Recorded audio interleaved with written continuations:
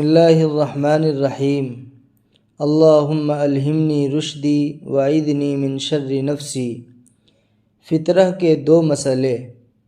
پہلا مسئلہ، فطرہ کن لوگوں پر واجب ہے؟ اس سوال کا جواب یہ ہے کہ بہت سے لوگ یہ سمجھتے ہیں کہ رمضان میں ہر شخص پر فطرہ نکالنا واجب ہے۔ یہ بات صحیح نہیں ہے، بلکہ فطرے کا بھی ایک نصاب ہے۔ جس کے پاس وہ نصاب ہوگا، جو شخص اس نصاب کا مالک ہوگا، اس پر فطرہ واجب ہوگا، ورنہ واجب نہیں ہوگا۔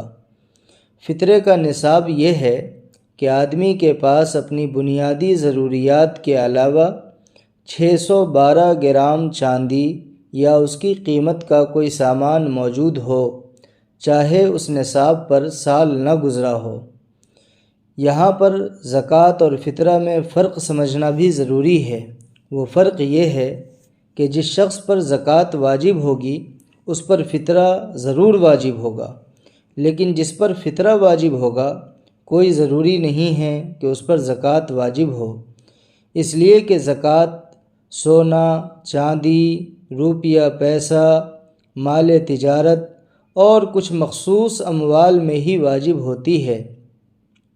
کرایہ کے مکان، کرایہ کی گاڑی میں زکوٰۃ واجب نہیں ہوتی ہے، لیکن فطرہ واجب ہونے کے لیے یہ ضروری نہیں ہے، بلکہ رہنے کے مکان کے علاوہ مکان، استعمالی گاڑی کے علاوہ گاڑی، ضرورت سے زیادہ کپڑے، برتن وغیرہ میں زکوٰۃ نہیں ہے۔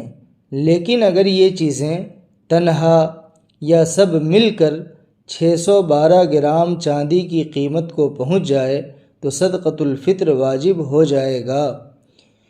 یہاں یہ بات بھی ذہن میں رہے کہ جس شخص پر فطرہ واجب نہیں ہے، اگر وہ شخص بھی ادا کرے تو منع نہیں ہے، ثواب مل جائے گا، لیکن اس کو لازم اور ضروری نہ سمجھا جائے، کیونکہ جس پر نصاب کا جو مالک نہیں ہے، شریعت نے اس پر واجب نہیں کیا ہے، تو اس کو واجب اور ضروری سمجھے بغیر اگر ادا کیا جائے تو کوئی حرج کی بات نہیں ہے۔ دوسرا مسئلہ، فطرہ میں کہاں کی قیمت کا اعتبار ہوگا؟